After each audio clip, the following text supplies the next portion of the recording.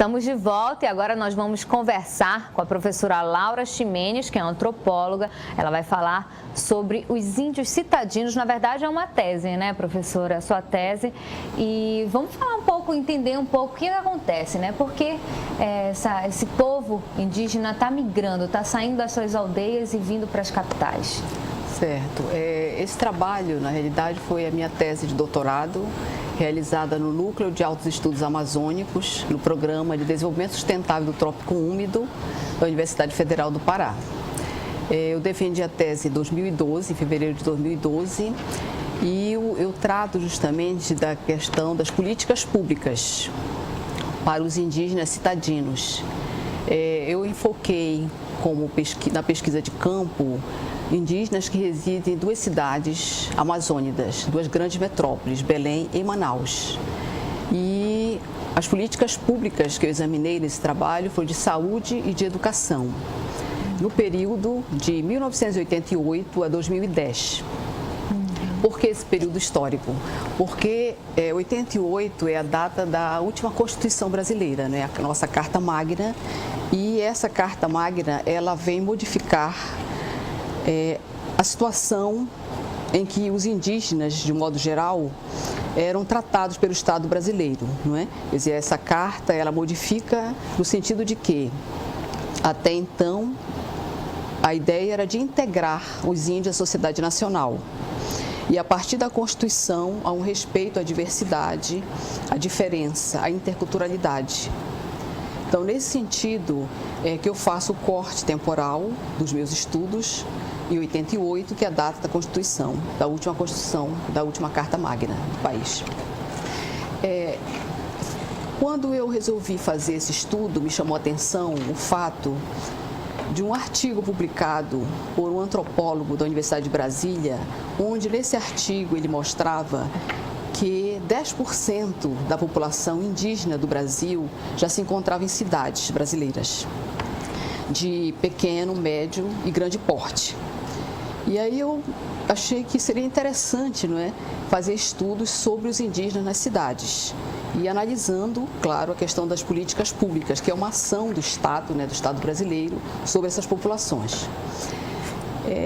Nesse estudo, eu consegui descobrir, não é, a partir da pesquisa realizada, a pesquisa de campo, que há vários fatores que levam à situação de migração dos indígenas das aldeias, não é, para as cidades.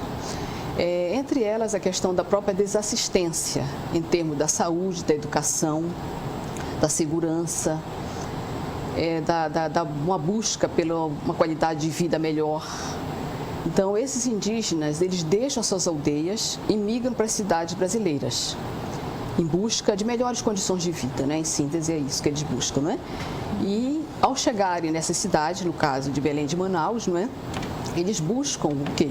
Uma saúde de qualidade, uma educação que eles não têm nas aldeias, né? E que eles buscam nas cidades, não é? Uma assistência que seria diferenciada segundo a Constituição, na medida em que seria o respeito à diferença, né, interculturalidade e a uma especificidade de tratamento. Mas o que eu observei ao longo dessa pesquisa é que, na realidade, com raras exceções, há programas específicos que atendem essas populações, não é, que migram das aldeias para as cidades, não é?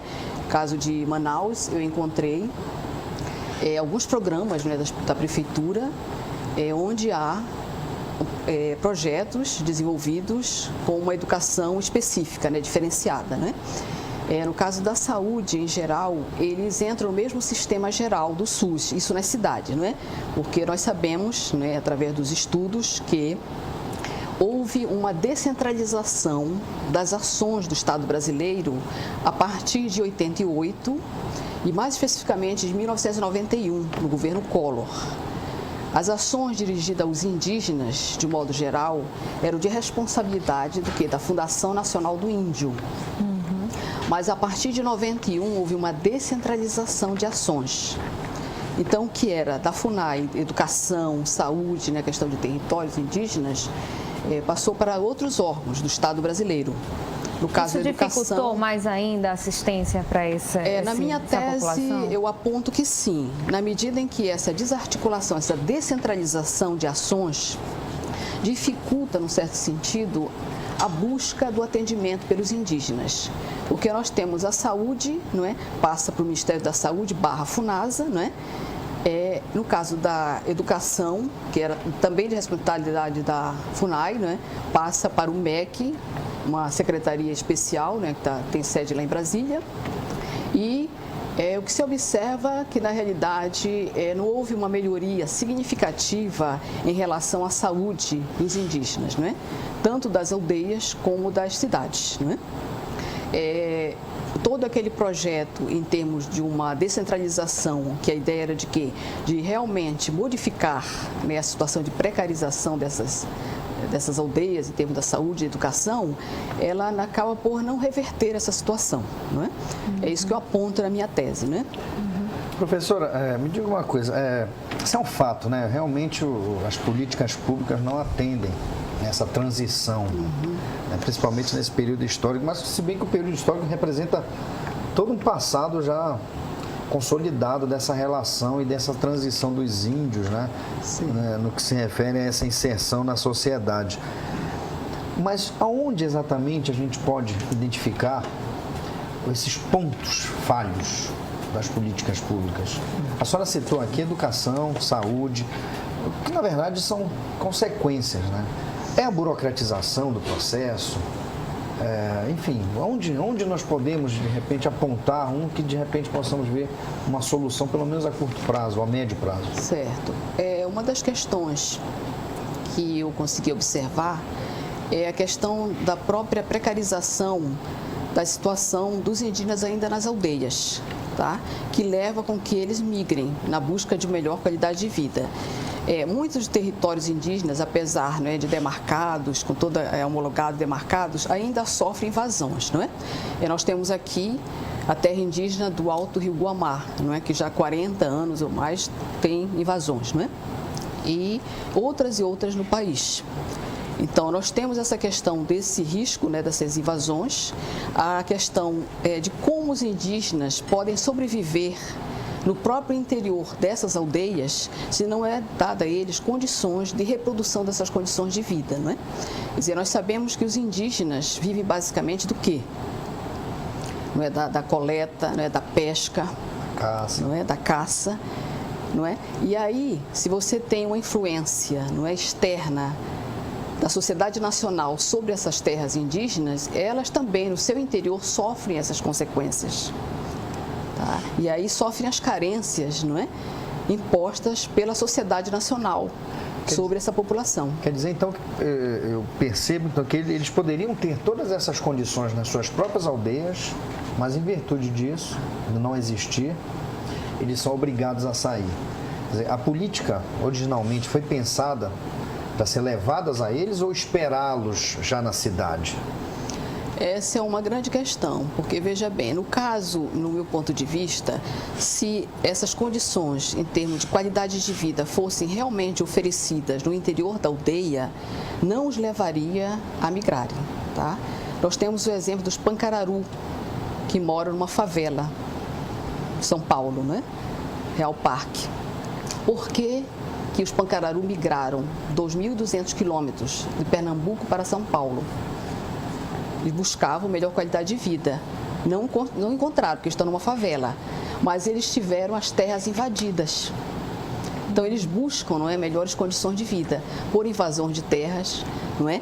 Porque não tem uma ação, não é, por meio de políticas públicas nas suas próprias aldeias que os leva a migrarem. Fundamentalmente é isso. Há, claro, razões particulares, né? Por exemplo, casamentos com não indígenas, a busca, né, a família quer que o filho chegue a uma universidade, não é? Que é outro tipo de qualidade de oferta de saúde, também sai, né?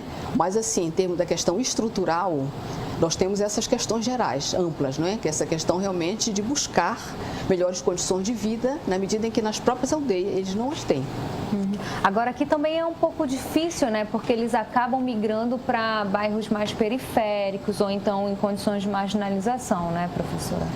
Exatamente. Na realidade, como eles têm baixa escolaridade, não é? Não encontram no mercado de trabalho condições, não é, em termos salariais adequadas para uma reprodução não é? Seria em termos de emprego, né? Que tivesse um salário que lhes desse melhores condições de vida, eles geralmente, no caso, por exemplo, de Manaus, os ticuna, ao chegarem em Manaus, inicialmente eles moravam na região central, mas eles pagavam aluguel. Mas eles não tinham um emprego garantido. Então eles se deslocaram para onde? Para uma área de ocupação, bairro Cidade de Deus. Sem infraestrutura, não é? Sem saneamento básico. Aqui em Belém é a mesma coisa, né? Aqui em Belém, no caso, nós temos uma dispersão muito grande. Tem indígenas que moram, não é, no bairro Centrais, como São Brás, mas nós temos outros que residem no Bengui. Outros residem em outros municípios próximos a Belém, na área metropolitana, não é? Benevides, Santa Isabel do Pará, não é? No caso lá de Manaus, até pelo próprio contingente, né, que é mais representativo, 30 mil indígenas, segundo dados da prefeitura, né? E aqui os dados do IBGE de 2010, 2.268 indígenas, há uma dispersão maior. Eles não conseguem se aglutinar enquanto um grupo indígena, não é, pertencente a uma mesma etnia. E lá em Manaus eles já fazem isso, eles conseguem, né, se congregar várias famílias pertencentes a uma mesma etnia no mesmo centro cultural, próximo ao centro cultural deles. Nós temos perguntas do telespectador, né, Júcia? A Silvana Machado quer saber se a senhora sabe quantas aldeias indígenas existem hoje aqui no país. Aldeias eu não posso informar, tá? É muito difícil fazer, inclusive, esse tipo de estudo, né? Mas nós temos pelo IBGE a população, não é? A população já hoje indígena no país, autodeclarada indígena, mais de 800 mil. Para uma população brasileira, né, de 190 mil habitantes. E aqui no Pará, professora, como é que está esse movimento aqui no Pará? No Pará, em relação à proporção indígenas cidadinos e indígenas aldeados, a proporção é superior aos aldeados, tá? O número bem superior. Lá, no caso do Amazonas, especificamente em Manaus, há um fato que não se refere apenas à população indígena, mas a uma concentração populacional das pessoas, né, da área rural para a área urbana. Isso daí é muito claro, né, em Manaus. Então, no caso dos indígenas, também se dá isso, né? Quer dizer, cerca de 30 mil indígenas de várias etnias, não é, moram em Manaus. E aqui o número é bem inferior, não é, em relação à proporção, é inferior. Tá? A população indígena, né, residente em Belém, em relação ao indígena que moram nas aldeias. Professora, me diga uma coisa, talvez a senhora não tenha isso em dados, mas acho que no seu estudo a senhora deve ter, pelo menos ter se deparado com algumas situações.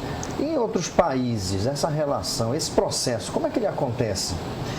É muito próximo do que acontece no Brasil ou é talvez mais violento, né, esse processo que se desenvolve ou não? Se nós formos tomar como referência as relações sociais capitalistas, não é? Quer dizer, nós tomamos de um modo geral, por exemplo, tomando como referência o México, aí nós temos uma população muito representativa, não é, de indígenas morando na cidade do México. Tá? Quer dizer, essa questão da expansão capitalista das fronteiras, não é? Sendo um país capitalista, ele busca em qualquer lugar, não é?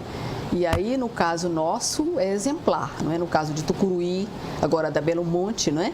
Como se expulsam as populações, não é? Se dizima, não é, essas populações. Então, o interesse do capital está sempre acima, não é, dos interesses de qualquer povo, de qualquer etnia.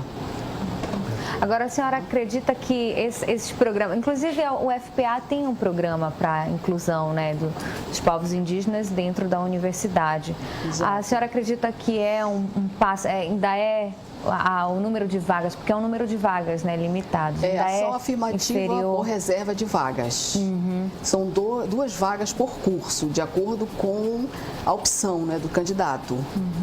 É uma tentativa, né, de inclusão, né, uma busca de incluir indígenas que não teriam, né, possibilidade de ingressar numa universidade pública no ensino superior, não é? Por meio, no caso aí, de reserva de vagas, né? Porque nós conhecemos, né, o que é mais comum, né, outros segmentos sociais, de cotas, não é? No caso dos indígenas, foi criado esse de reserva de vagas, não é?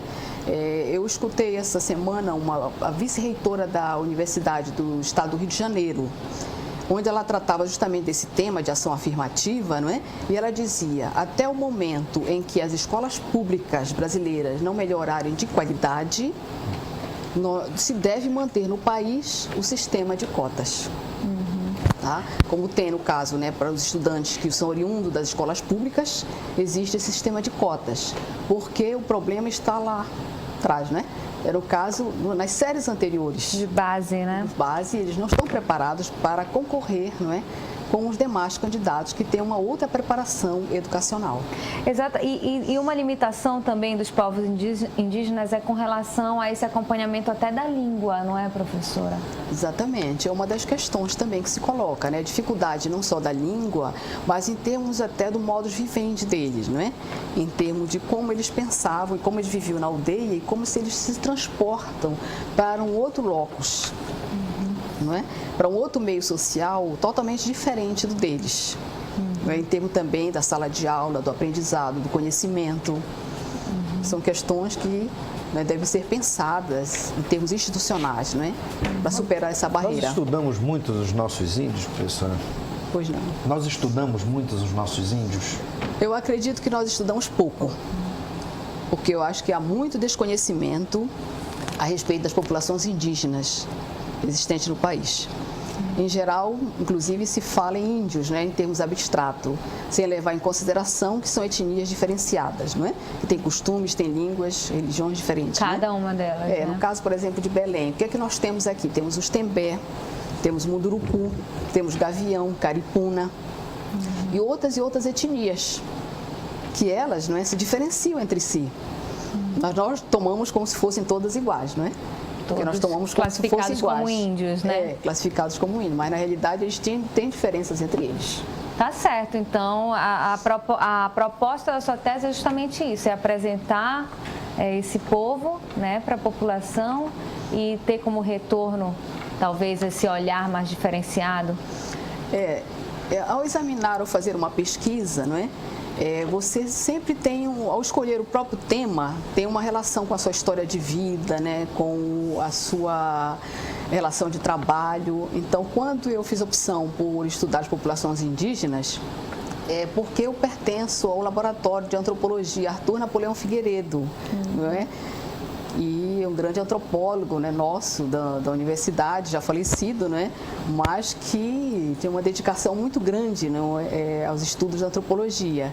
Então, tem essa ligação, não é, com os próprios estudos desenvolvidos no laboratório. Pensei que a senhora fosse falar que tinha descendência indígena, que talvez até tenha, né, professora? Todos nós temos. Que nós temos, não é? Exatamente. Se não de uma maneira, temos de outra. De outra, com certeza.